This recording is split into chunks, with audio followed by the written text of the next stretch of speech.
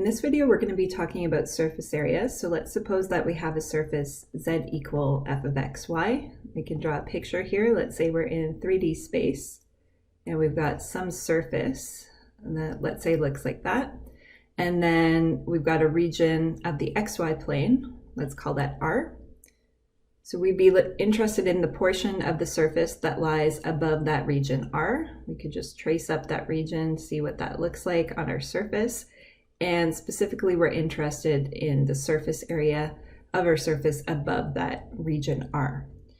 So you can imagine, for example, that your surface is made of a very thin piece of fabric. You can imagine pulling that fabric flat and then measuring the area of that fabric. So that's what we mean by surface area. If we want the surface area of a surface z equal f of xy, we could call that surface area SA. And it's going to be the double integral over the region R of the xy plane.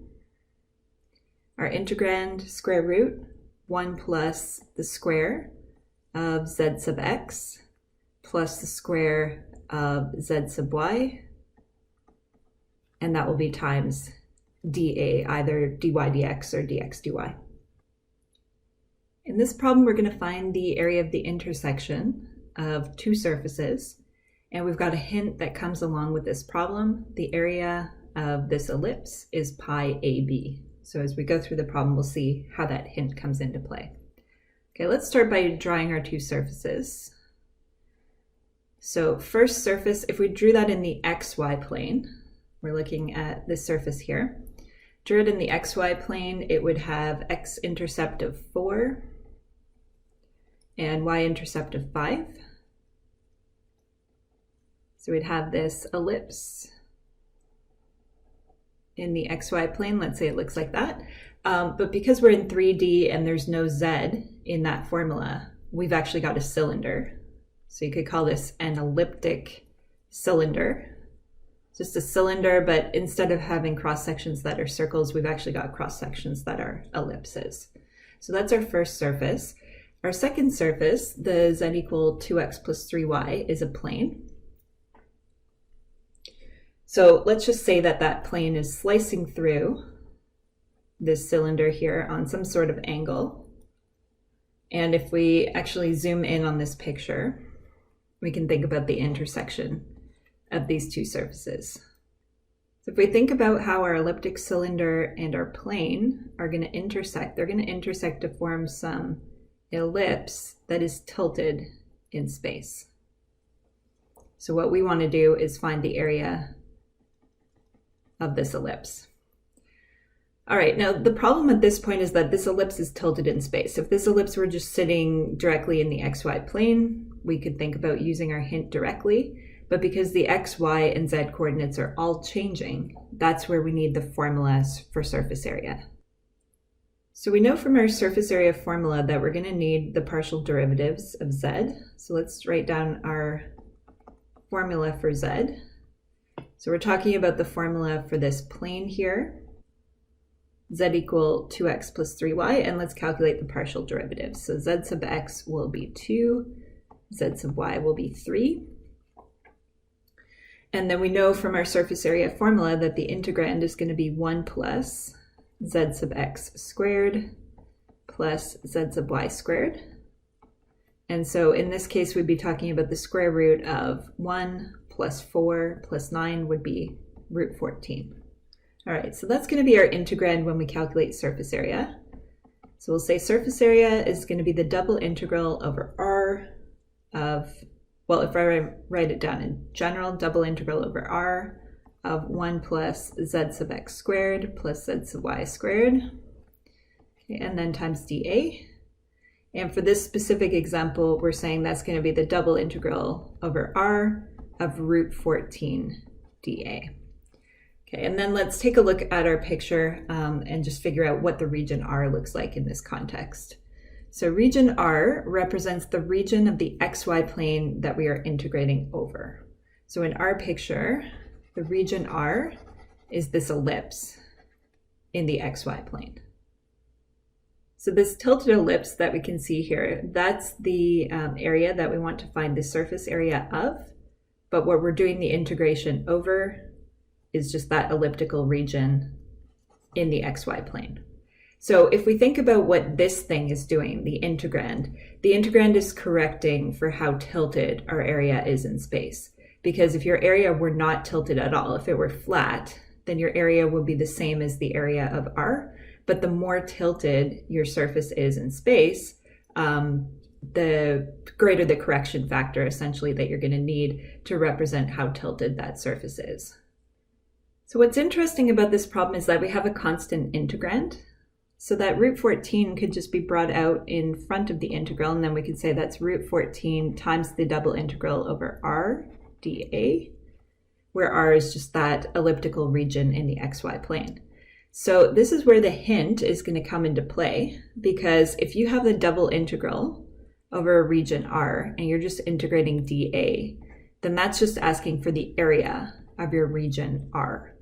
So if we knew how to calculate the area of an ellipse in the xy plane, then we would be all set. And that's in fact what our hint does for us. So remember, the hint in the problem was the area of the ellipse in the xy plane centered at the origin is pi ab, where you have a squared and b squared in your denominators.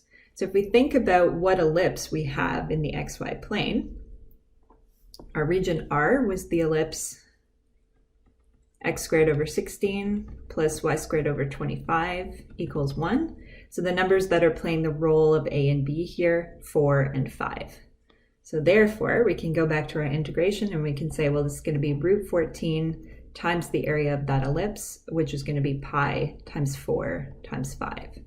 So we're going to have 20 root 14 pi for the area of our surface. So just to go back to the visual one more time, the area of this ellipse in the xy plane is 20 pi, but what we're looking for is the area of this tilted ellipse, which was formed by the plane intersecting with the elliptic cylinder. And because that ellipse was tilted in space, it's going to have a greater area than R. In fact, the area is greater by a factor of root 14. So 20 root 14 pi is the area of our tilted ellipse. So this problem was a bit of a warm-up because we ended up with a constant integrand. In the next problem, we'll see a more typical example where we have to do a bit more work with the double integration.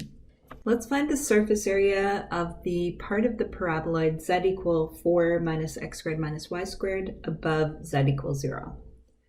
Well, as usual, let's start by drawing a picture. So we're in 3D. We've got this paraboloid with z-intercept 4. And it's opening downwards, like that.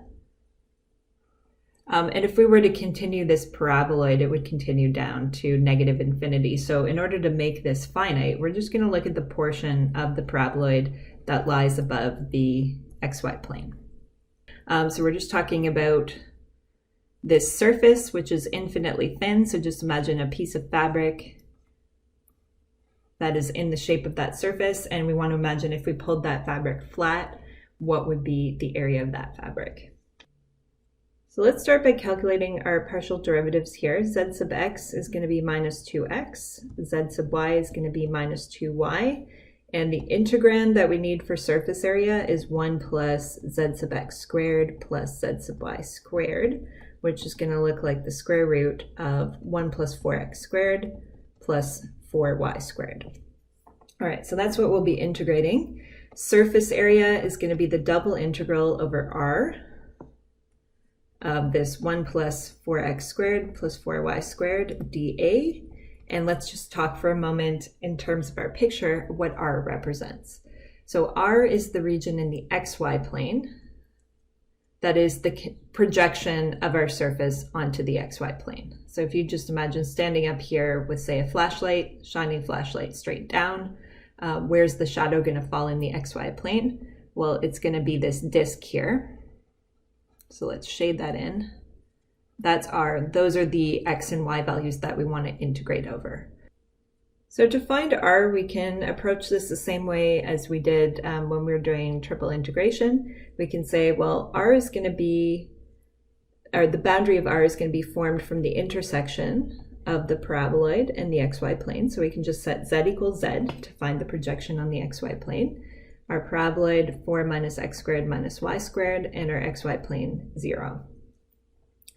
Okay, now we can start to think about an appropriate coordinate system here.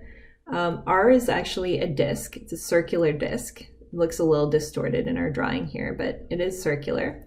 And so for that reason, polar coordinates might be a good choice. So let's actually consider going to polar. We could write 4 minus r squared equals 0, meaning 4 equal r squared. That means r equal plus or minus 2, but because r is a radius, we're going to use the positive value r equal 2. And that gives us a quick way of talking about our region. So our disk, the disk r in the xy plane has radius values between 0 and 2, and it goes all the way around, so theta is going to be 0 to 2 pi. Okay, so that gives a description of the region R. And if we want to convert this entire double integral over to polar, then we just need to convert our integrand and our dA as well. So our integrand, let's do that over on the side, our root 1 plus 4x squared plus 4y squared. Well, you could just factor 4 out of these last two terms there and make that 4 times x squared plus y squared. And that way your integrand could be written as square root 1 plus 4r squared. That looks a lot better in polar. And dA, remember that there's a correction factor when we move into polar. There's a correction factor of r. So dA is going to be r dr d theta.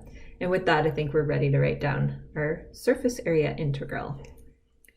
So surface area double integral of our integrand is root 1 plus 4r squared. dA is r dr d theta, and we decided that our limits of integration would be 0 to 2 for r and 0 to 2 pi for theta. Good, so that looks like an integral that we can evaluate. We'll do a little bit of substitution over on the side just to get our inner integral going. So let's say someone asks us to find the integral of root 1 plus 4r squared times r dr. We would sub u equal 1 plus 4r squared. That would make du equal to 8r dr, meaning du over 8 is the same thing as r dr. So I'm going to put all this stuff in a box here just to keep it separate from our double integral. Okay, so that tells us that the integral that we are trying to evaluate would be 1/8 the integral of root u du, which is going to look like u to the 3/2 times 2/3 times the 1/8. And then I'll just write plus c here because it's good form to have plus c when you write down an indefinite integral. So simplifying the coefficients here, that would look like 1 over 12, and then you'd have u to the 3/2 where u is 1 plus 4r squared, and then we could say plus c.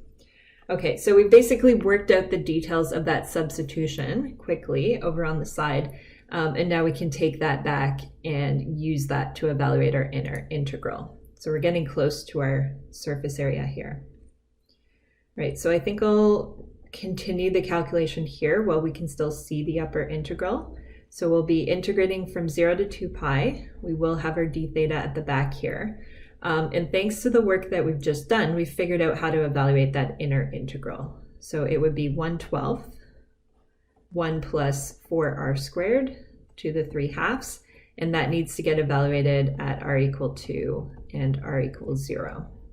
Okay, we don't need the plus c on there now because it's a definite integral. So let's continue with our evaluation here, and we're getting close to having our surface area. So we'll keep that outer integral on there, evaluating at r equal 2.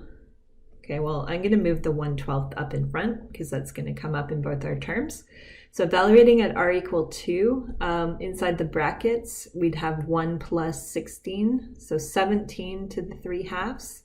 And then subtracting off the value at r equals 0 would give us 1. All right, so we've got this 1/12 times 17 to the 3/2 minus 1.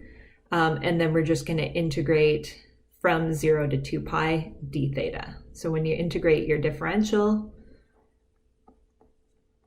over a certain interval, you're just getting the length of that interval. So that's going to give us 2 pi So for our final answer then, we could just cancel a factor of 2 from the top and the bottom and say this is pi times 17 to the 3/2 minus 1 all over 6.